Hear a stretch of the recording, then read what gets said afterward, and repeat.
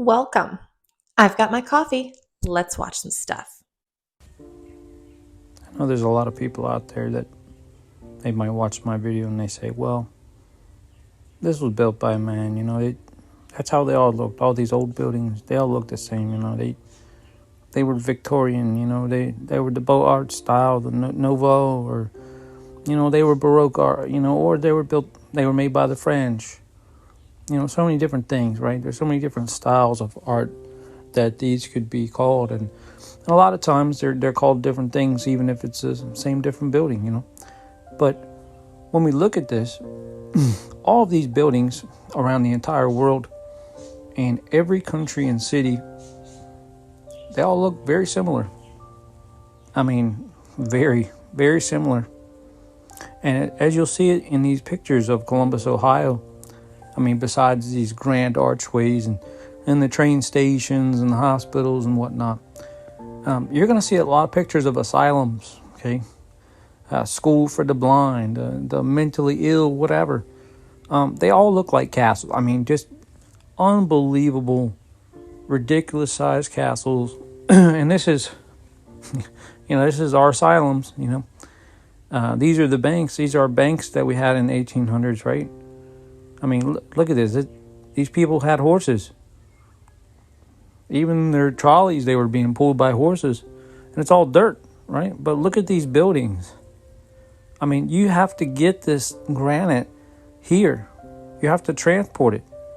And you're talking millions of pounds of granite for even, a few of these buildings. That's thousands of trips by horse. And people have to dig the granite and quarry it. I mean, there is so much involved. Some of these buildings have thousands of panes of glass. Okay, there was no big glass makers even around at the time in a lot of these places. But just look at these buildings. This is not built by us. This is Tartarian architecture. It is everywhere in every city in the world. And you tell me a city and I'll find it.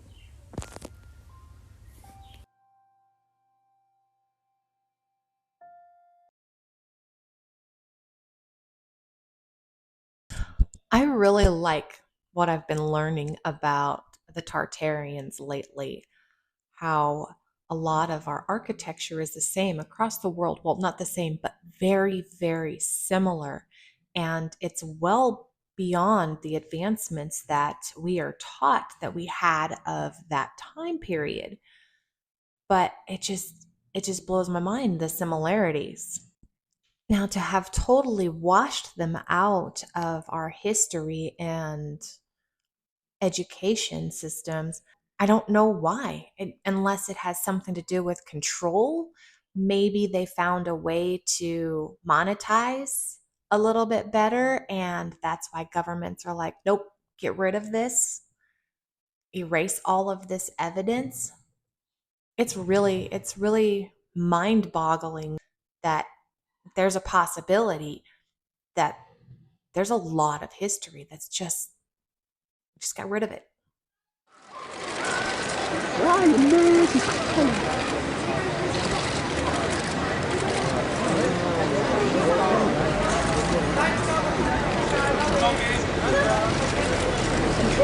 Dada, you have one picture, Dada, please. Stop pushing, boys. Dada, for AJ, can I have one picture, please?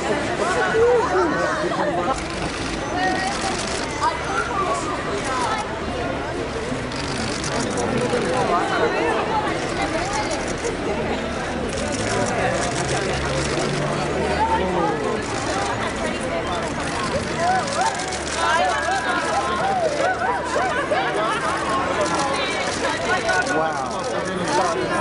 Boys, let's back up and get squashed. Get a bit closer. You're like an ant. It's on his foot.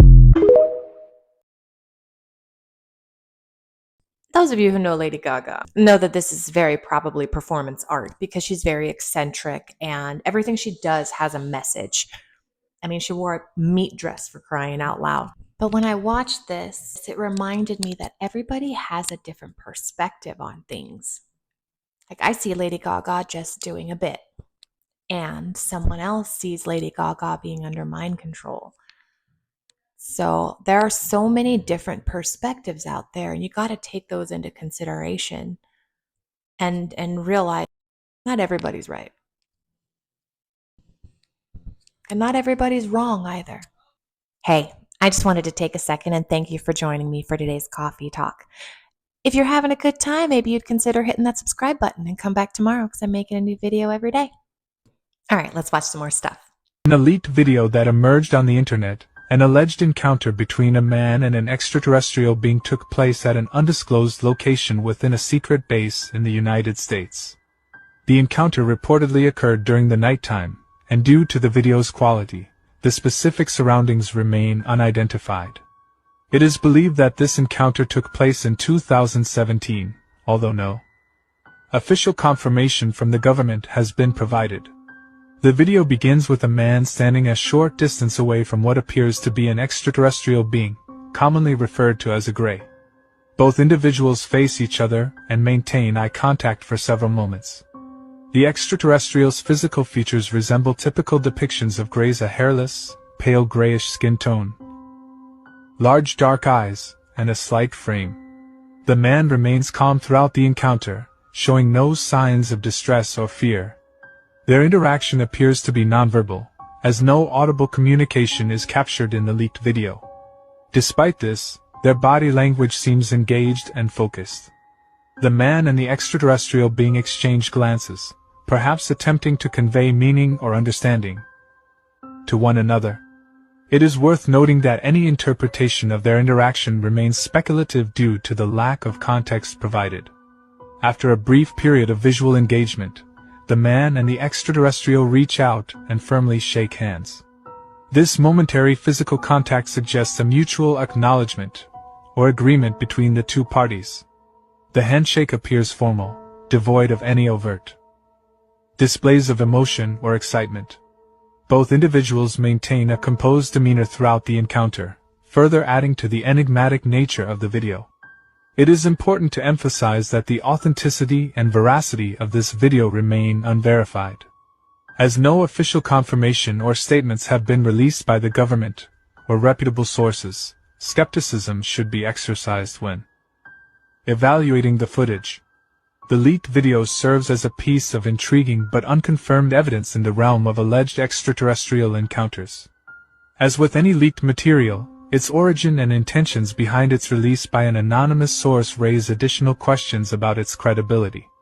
The lack of supporting information or corroboration adds further complexity to the assessment of this alleged encounter. Without official documentation or reliable sources, it is impossible to draw definitive conclusions regarding the nature and significance of this encounter. Until further evidence emerges or official disclosures are made, this leaked video remains an unverified curiosity within the realm of alleged extraterrestrial encounters.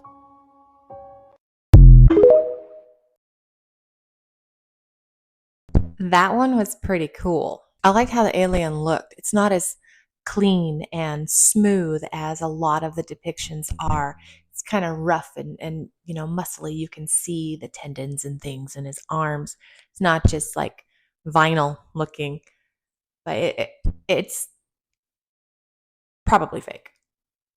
Probably fake. As much as I hate to say it, it's probably not authentic. Just the way it's at night and it's well lit and they're just standing there talking.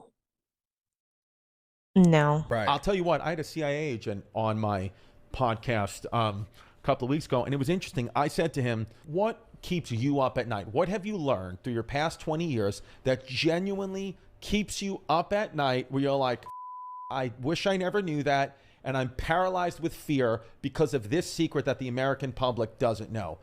He was like, there's a couple That's a great question. He said, the thing that I can share with you, this isn't the number one thing, but this is up there. He goes, the thing that I can share with you is our power grid. We can be put back to the Stone Age, like pre-colonial times, within 5 minutes. If our enemy gets at our power grid, he said our power grids are the most vulnerable power grids of any first world nation. People will able to hack them in a second, and you would have upwards of 100 million people in this country alone within 6 months. He was like, because I'm talking about no power, no water supply, nothing. For 6 months, we would not be able to get it up for at least 6 months. He goes, now we're working retroactively to upgrade these things. Saying this? Well, he said, it's pretty public knowledge to the powers that be. But he said that is a thing that absolutely we are in jeopardy of. He was like, it's not no one's going to us. No one's going to invade mainland USA.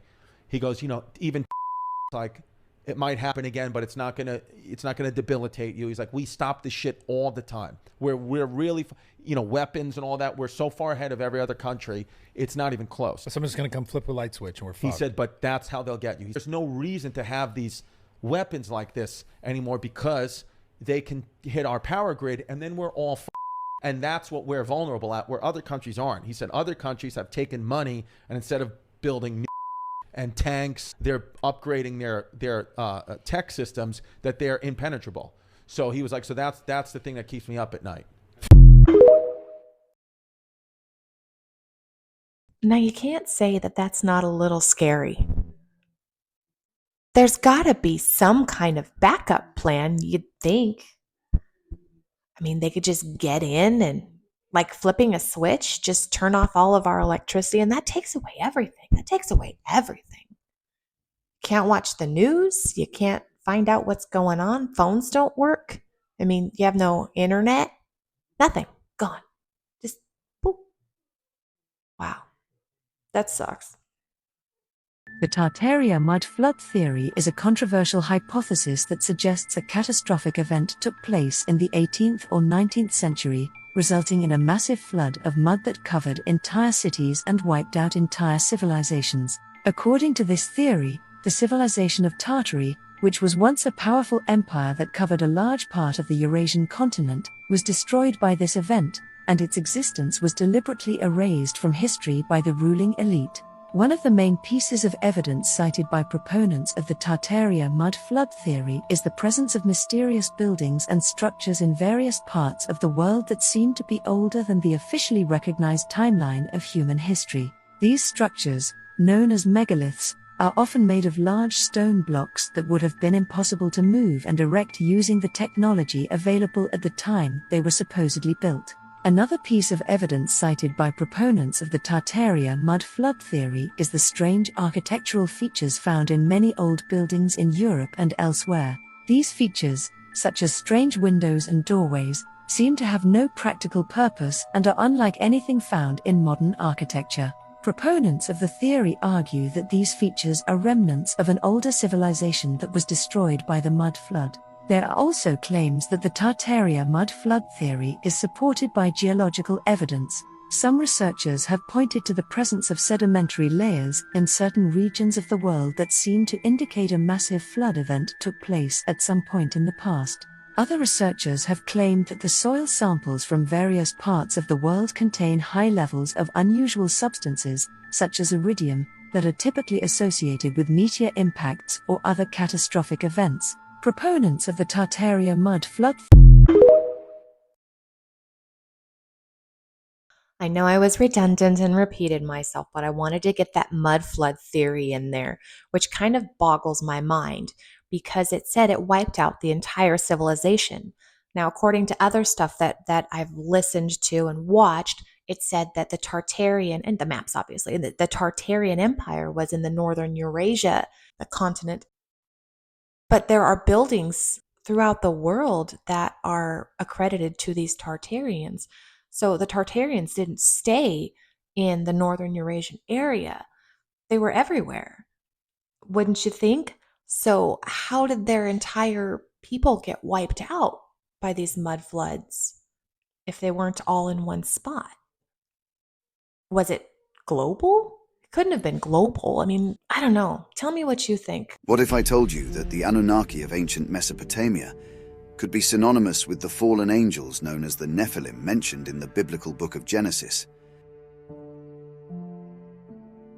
The Anunnaki, mythological deities from ancient Mesopotamia, play a prominent role in the Epic of Gilgamesh, a renowned poem depicting the adventures of Gilgamesh, a tyrannical king, and Enkidu, a wild man created by the Anunnaki to divert Gilgamesh from his misdeeds.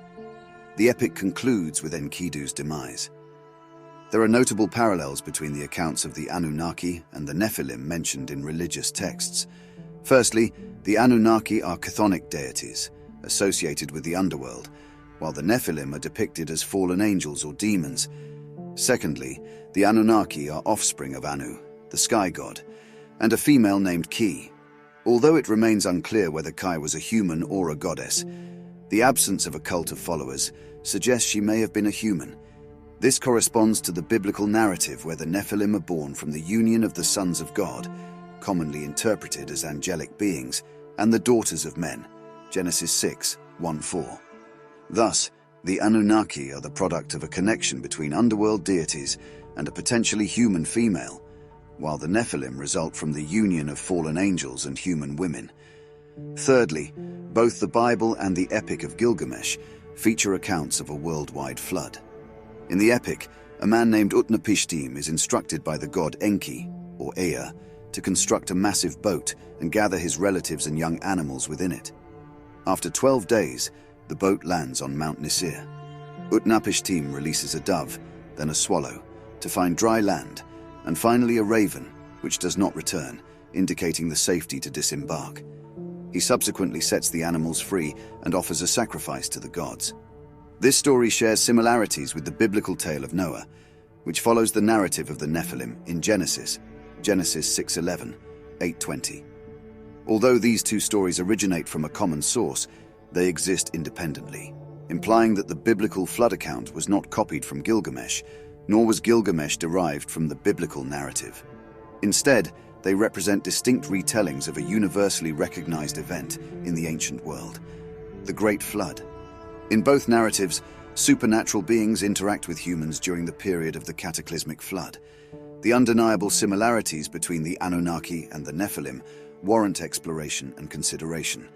The shared narratives of cataclysmic floods, the divine origins of both groups, and their interactions with humanity provide thought-provoking points of connection. However, it is crucial to approach this topic with an open mind and recognize that conclusive evidence may require additional archaeological, textual, and comparative studies. The mystery surrounding the relationship between the Anunnaki and the Nephilim continues to invite exploration and speculation, inspiring ongoing research into the fascinating intersection of ancient mythologies and biblical narratives.